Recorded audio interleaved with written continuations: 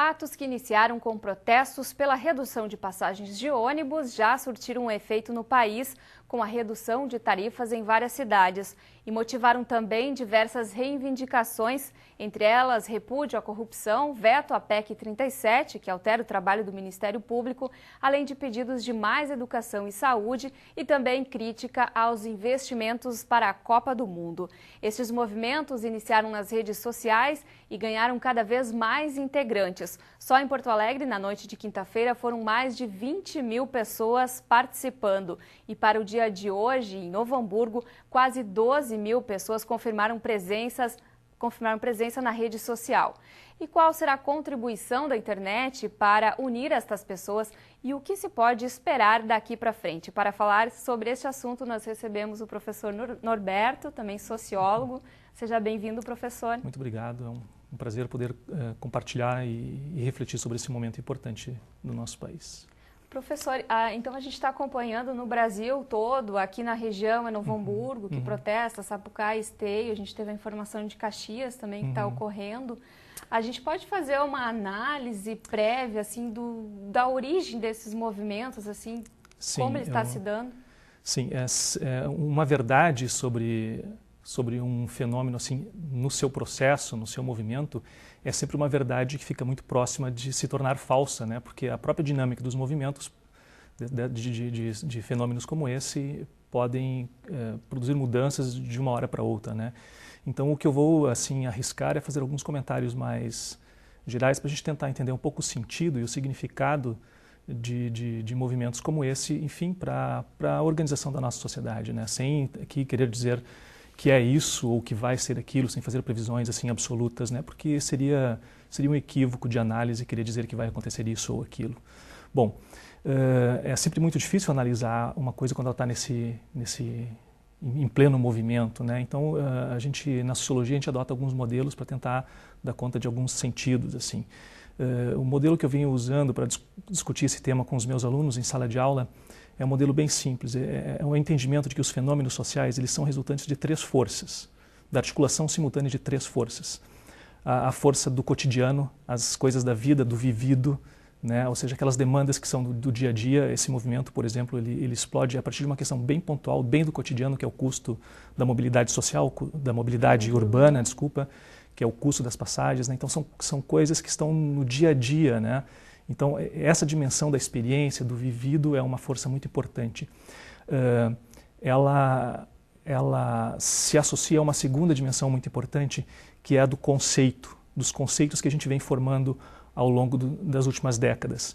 Então, a noção de direito, a noção de cidadania, a noção de participação.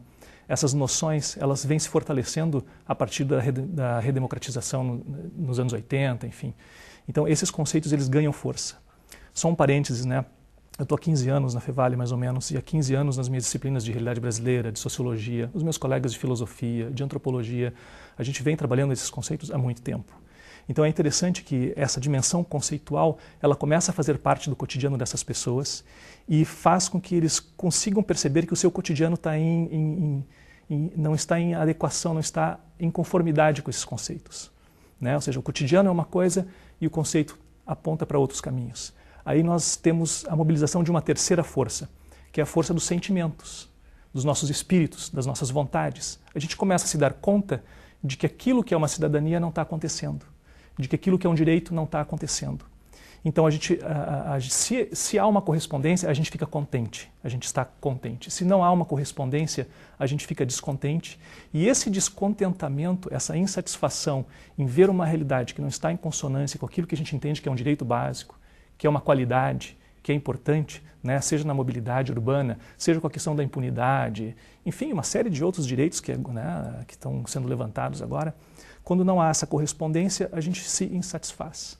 E o que pode ter caracterizado, né? Desculpa, professor, só para acompanhar o teu pensamento, porque diretas já aconteceu há muitos anos, fora Collor também.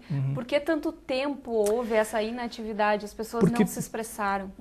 Assim, primeiro, essa manifestação desses segmentos sociais, isso sim talvez seja um fenômeno mais recente. Mas o Brasil ele é marcado por manifestações nas últimas décadas a todo tempo.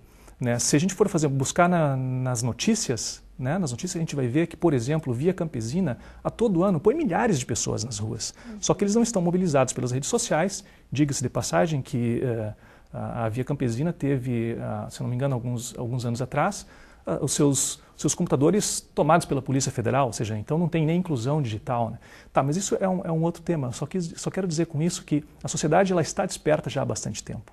Determinados segmentos sociais, até porque essa questão desses conceitos que eu te disse antes, eles levam muito tempo para serem formados, né?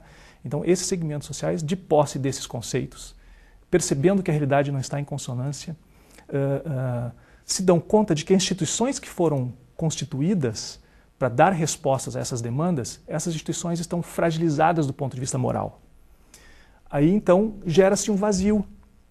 Esses segmentos sociais que hoje estão se manifestando nas ruas, eles encontram nesse vazio de resposta, eles encontram nas redes sociais, aí a importância da internet, vão encontrar nas redes sociais, especialmente no Facebook, um espaço de realização dessas insatisfações. E isso foi ganhando força. Ganha força, vai ganhando sentido, até que acontece o que nós estamos vivendo hoje, né? Sai dessa dimensão da pura insatisfação e se transforma num movimento cívico que vai às ruas, um civismo que tem suas limitações, mas é um civismo contestatório, é uma expressão cívica de inconformidade, de insatisfação, de desobediência civil, né? E, enfim. O senhor falou, professor, que sempre aconteceram as manifestações, né, citando o exemplo da Via Campesina, mas não reúne tantas pessoas e não atinge todo o Brasil. As redes sociais seriam responsáveis por essa união desse volume de pessoas nesses protestos? Claro, a capacidade de amplificação, né, a capacidade de você amplificar e de estender geograficamente uma articulação via as disponibilidades tecnológicas, sem dúvida nenhuma, é um elemento novo, né? Mas não só como meio de comunicação, como própria condição de sociabilidade. Acho que isso é algo novo para o qual as instituições não estão preparadas, ou estão se preparando apenas, é uma organização incipiente, né? Ou seja, essas redes, elas não são só um meio para se organizar, passam a ser um componente da própria condição da cidadania. Acho que este é um componente novo, né, para o qual as instituições formadas, as instituições modernas, democráticas, para os quais essas instituições têm que se abrir, né, e começar a pensar essa dimensão de uma cidadania mediatizada, eu venho chamando nas minhas conversas com os meus alunos de uma ágora eletrônica, né, a praça digital, a praça eletrônica, né, onde a gente leva as manifestações. Mas só para fechar esse raciocínio, né, então o que a gente passa a perceber é que essas manifestações, essa insatisfação, ela se realiza no manifesto, se realiza nas ruas, mas ela não encontra espaço nas instituições. Isso é novo, porque os movimentos revolucionários clássicos, eles têm uma condição de uma liderança, eles têm uma pauta definida, e aqui nós temos uma pauta difusa, nós temos uma liderança difusa, e a questão da ordem social, de como organizar, então, essas demandas que são trazidas nos manifestos, nas manifestações, como organizar essas demandas diante de uma organização que é difusa. Então, este é, digamos assim, a questão que nós temos que resolver. E não sei, e para resolver esta questão, né, ou seja, aquela pergunta que você fez, para onde vamos qual o caminho, que caminho estamos seguindo?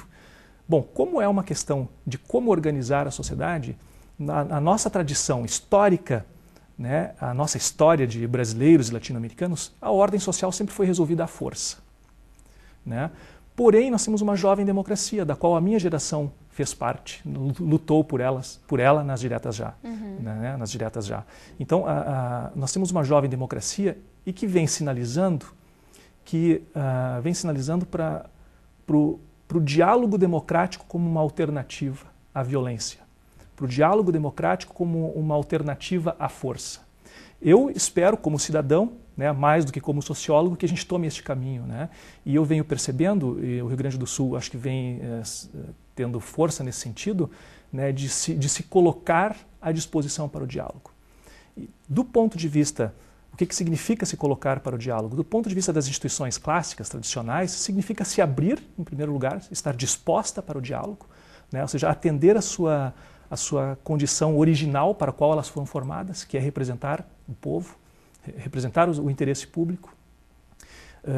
Isso é a primeira coisa. E a segunda coisa é reconhecer as redes sociais como uma dimensão nova das nossas vidas. Entender a sociabilidade e a cidadania que passa por esses espaços. Isso também é um aprendizado que as instituições têm que ter.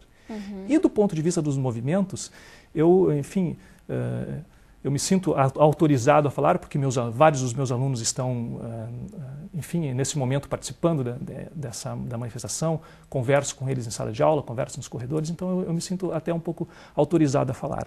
Do ponto de vista dos movimentos, eu penso que agora é o momento de passar da contestação para a pergunta, bom, e agora?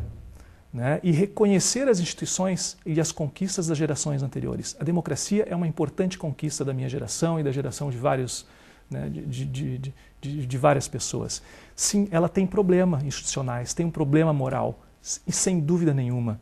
Né? Mas ela é uma conquista importante. Então, eu penso que o movimento deve passar da questão da contestação pura e simples, né, para o entendimento de que nós temos sim canais de representação das nossas vontades, de que a democracia tem problemas, mas ela é um caminho importante para a gente fazer valer os nossos interesses, né, reconhecer as instituições existentes e se organizar do ponto de vista das suas pautas e se organizar do ponto de vista de quem vai levar essas pautas para a mesa de conversa. Né? Eu acho que, sim, a gente tem que lavar a criança, né, mas não jogar a criança com o balde, com a água suja, tudo fora. Né? Ou seja, esse reconhecimento, esta autocrítica, eu entendo que é o momento que deve agora passar a ocupar essa liderança difusa, né, de como ela vai assumir. Né?